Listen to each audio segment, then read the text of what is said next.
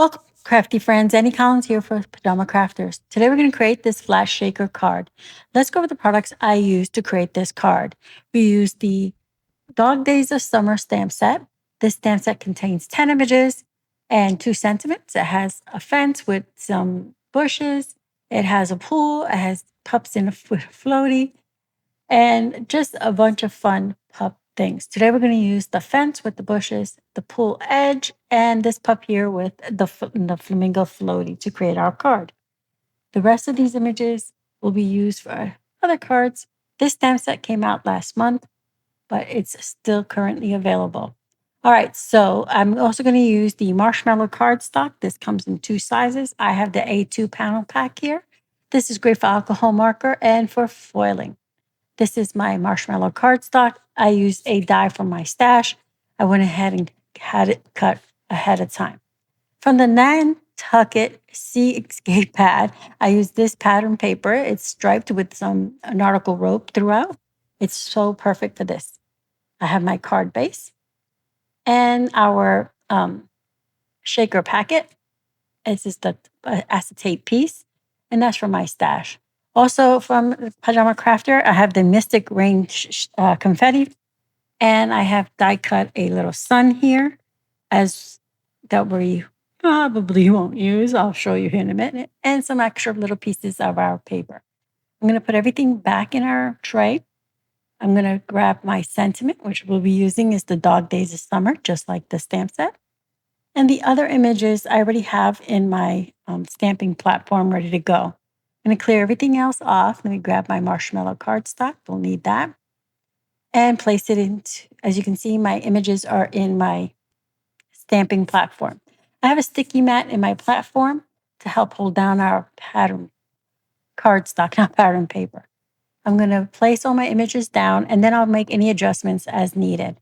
So I put down the pool edge, and that edge, you can make your pool as tall or as shallow as you need it. Here's our fence and bushes. I love that they come layered, so you don't have to do all the layering. Here I'm going to do some more adjusting. I pulled my little flamingo and pup down, the pool edge, the fence, and I'll place my sentiment right there, leaving a little space here for our sun, which, as you'll see, I forget. It happens, but we're just going to go with the flow here. All right, so I'm going to use some Memento ink to stamp our images. I'm going to be using some alcohol markers to color my images. You use whatever ink you need, whether you're alcohol coloring or watercoloring, whichever you need, and whichever ink you prefer. All right, so I'm going to stamp this several times till I get it nice and crisp and dark for our on our pattern, on our cardstock, not our pattern paper. I'm not sure what's going on with me today. All right, so one more time. And I'm even stamping our sentiment here because this is all going to be one layer inside our pocket. So there we have it all. I'm going to remove our panel. I'll clear everything else out of our way so we can start coloring our images. Now I'm going to speed up the coloring here because if I left it, it took me about 30 minutes altogether, but you take your time with yours. And if I can do this, you can do this. All right, I'm going to use my OLO markers to color. I'm going to start with the pup and the floatie. And I will put, if I remember, to put the caps up on screen. And I will put in the description box the equivalent of Copic marker to OLO. Those are the 2 sets that I have. If you have others, just pick colors that go with the markers that you have if you're using alcohol markers. So for the flamingo, we're going to start with RV 1.1. Then we'll do RV 1.5, which is our dark color. And then our mid-tone is going to be RV 1.3. So I colored in the flamingo first with the lighted one. And now I'm going in with our darkest color to put in the shadows and to emphasize the edges of our flamingo floatie here, as well as those little stitch lines, the seam lines. They're not really stitch lines. They're seam lines of the floatie. Then I'll do the mid-tone to add to our flamingo here. There we go. I'm going to go ahead and blend that all in. And I will try a little tip to tip situation here, but it doesn't work how I want it to, or it's not going as quickly as I want it to. So I then just fill in the rest of it and just blend it all out with the lightest color. So I fill it in, bringing in my highlight. We'll use the lightest here. I start using the tip to tip, and it's not going as quickly as I would like it to go. So I just give up on this situation here. Go with my mid-tone. There we go. Bring in so I can make the highlight area just a little less. I was trying to leave a wider highlight area. It wasn't working how I was hoping. So now I'm going to blend it all in with the lightest color. For our pup, I'm going to use RG colors. So they're like red gray. RG3, RG5, RG6, and RG7. So I start with the RG3. I'm going with the lightest to darkest. So fill the entire pup with the RG3. Then I start with the RG6 to bring in my dark tones. Here, I do the snout area, a little bit on the bridge of his nose to make the emphasis of his snout, and around the arms and the belly area. Just filling those in and do flicking kind of motions from the edge of his face or his head towards the center. Then I'll go to our RG5 here and fill this in, which is our mid-tone, a little bit more. And then I'll go over it again with the RG3 to blend it all in. There we go. Let's close that. There we go, RG3. And now blend it all in. This pup is so cute. All right. I forgot to pull out a light pink. So I'm going to use the RV 1.1 for the inside of the ears. It's what I had on hand. I didn't want to go pull another marker. There we go. And then for the nose, I'll use the RG7. All right. So I'm going to start with our pool edge here. And I'm going to use some cool grays here. We have a CG3 and CG5. I'm going to start with the darkest to emphasize the edge of the pool and the shadow behind the ladder. I work sometimes from light to dark and sometimes from dark to light. Here I'm going to go from dark to light. And then I'm going to go in with the CG3 to the ladder and then CG5 for the rungs of the ladder. There we go. Fill that all in. And now we're going to work with some blues for the pool water. And I'm aware I forgot the beak of flamingo. I'll do that towards the end when I catch it. For our pool, we're going to I'll read off all the colors, but we're going to start from the darkest, which is B 2.6. Then we'll do B 2.4 and then B 2.2. We start with the darkest. We start by tracing out the already drawn for you lines that came with the pool, with the stamp. It was around the flamingo. So I followed those and then I added some more to add movement to our pool. Now with the B 2.4, I do the same thing, following the same ones I drew with the darkest, adding a little bit more shadow, emphasis around the edge of the pool, the base all the way around. I continue to do this until I have movement on our pool. Then I'll blend it all out with the lightest, which is the B 2.2. This I'll fill in the entire background here. And then I'll repeat this over and over until I get a nice blend how I want it. First, I'm just going to fill this all in, and then I'll make sure when I go again the second time to emphasize around the pup and the flamingo, creating that shadow that you create when you're in a floatie on your pool. So I'm just filling in all of this first, blending that all in. This came together pretty quickly. It took me about 30 minutes or so to color this. If I can do this, you can do this. I am not a coloring expert by no means, please. I just do my best. All right, so here I go again with my mid-tone, which is again the B 2.4. And I'm adding more shadow, near the edge of the pool, on the edge of it. And I'm going to continue to blend this out until I have it just how I want it. So I'm going to keep going all around the edge of our flamingo and pup to create that shadow like I mentioned earlier, just perfectly. There we go. And then I'll once again pull my light marker and blend it all out. Now I'm going in with my darkest one more time because I lost some of that in the blending and want to emphasize those little waves that you create when you're floating through your pool. Here's my lightest marker one more time, blending that out just perfectly. There we go. Almost done with our pool. Just filling in those last things, getting that perfect blend or as close to it as we can get. Now our pool is done. We're going to start with our grass. For our grass, we're going to use G 1.5 and YG 1.2. I start by following the edge here of the pool, and my camera cut out. I'm sorry. I didn't realize it stopped recording. So I filled in the entire grassy area with the G 1.5. For our shrubs, I followed the edge with the G marker, and then with the YG marker, I filled it all the way in. So I'll show you here. I trace out all the shrubbery. There we go, all the edge of it, and the little color, they're already drawn in with the stamp area. I follow those with the G marker, and then I fill in the entire area with the YG marker. Then I create little dots with my G marker to add texture and emphasize the leaves of our tree, of our bushes, I should say. There we go. Just little up and down dots.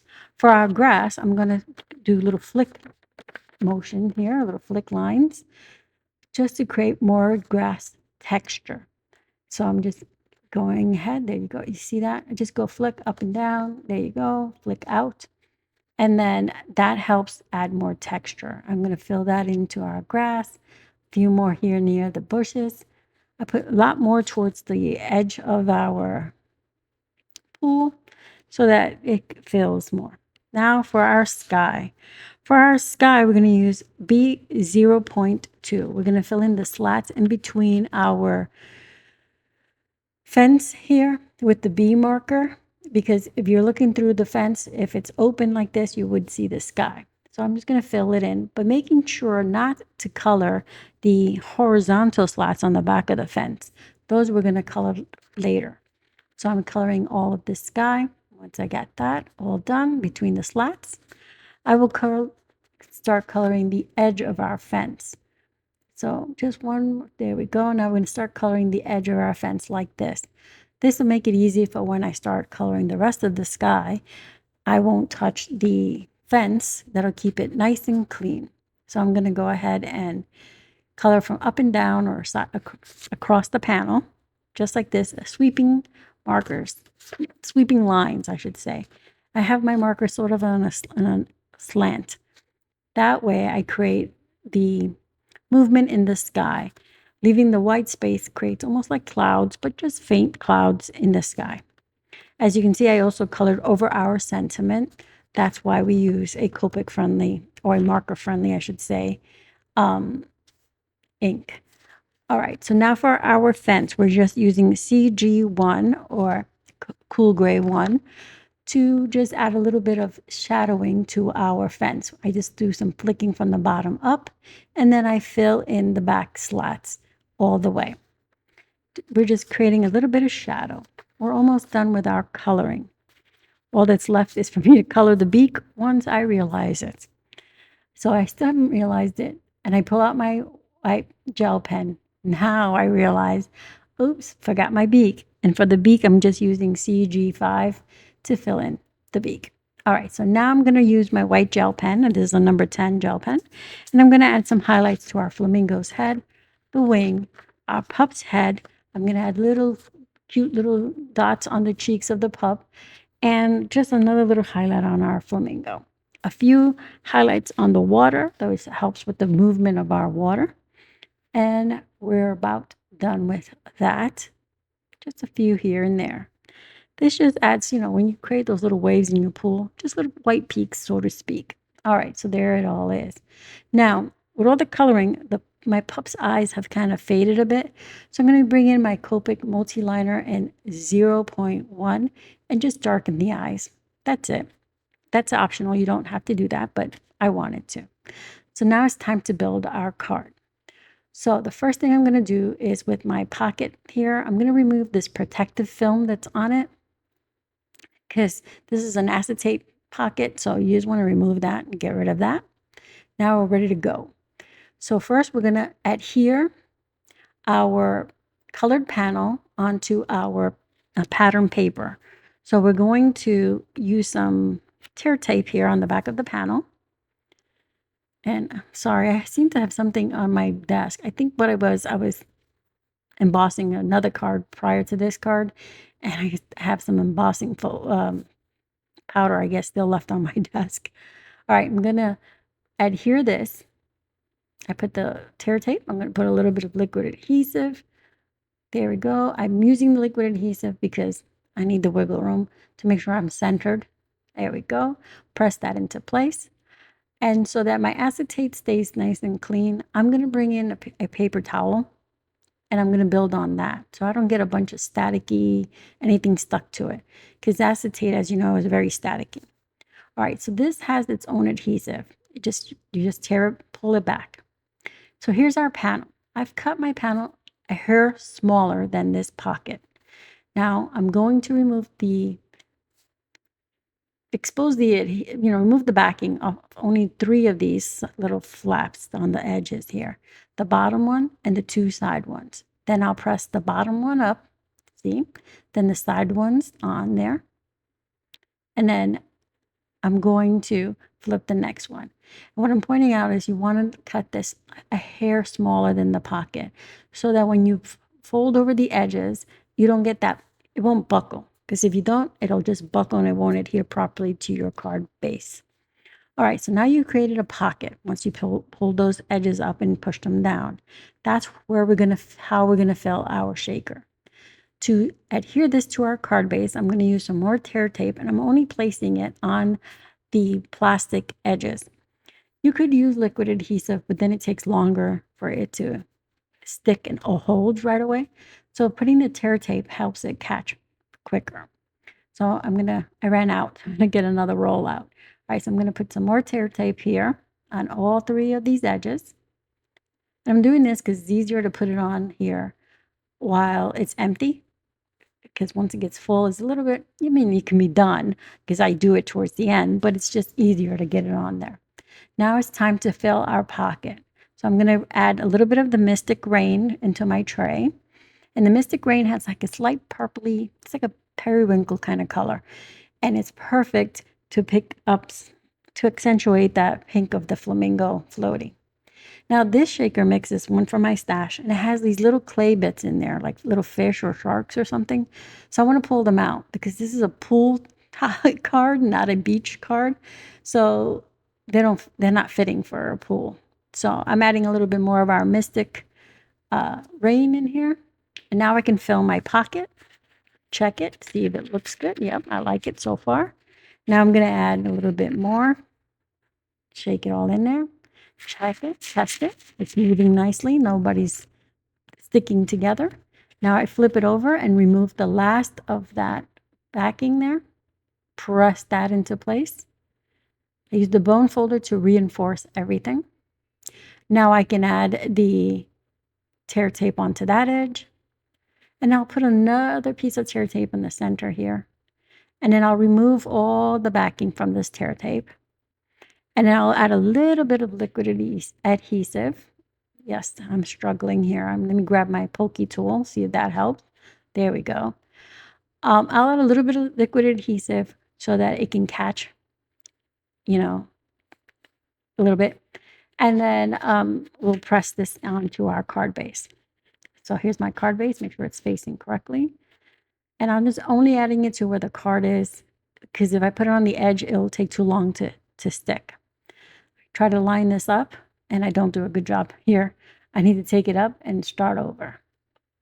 There we go. Line it up, press it into place. Make sure my hands are clean. Check it. It's looking good. Now I'm going to open it. And I'm going to press it down a little bit more just to make sure it sticks. Now I'm going to press it. It's looking great. And there you go. I forgot to put my sun in place. I have options here. I can open the card and take it apart, which you saw how difficult it was just to reposition it. I can glue it on top, or I can just leave it off. I'm going to go with leave it off. All right. So now I'm going to grab this little strip that I have, and I'm going to glue it to the inside of our card. That'll finish the inside of our card nicely. It's the same Nantucket Sea Escape pattern paper that we used in the front. And there is our card all complete. Just love how cute this panel came out. Super easy, super quick. All right, so here's our completed card. Now let's go over the products I use. Let me just grab everything really quick. We used the Marshmallow cardstock. This is perfect for our stamping and alcohol coloring. It's also great for foiling, just so you know. We used the Nantucket Seascape pattern paper and the Dog Days of Summer stamp set. This came out, was last month's release. It's still available in our shop, of course. And we used the fence, the pool, and the little floaty eye, and as well as our Mystic Rain confetti that we use as part of our shaker. I hope you enjoyed the coloring. I'm not the best colorist, but if I can do it, you can too. I will have everything linked for you in the description box below. If you have any questions, feel free to ask. Also, we use OLO, and I'm going to do my best to put the Copic compatible for you in there. Here's another look at our card. I hope you found some inspiration. Don't forget to like and subscribe.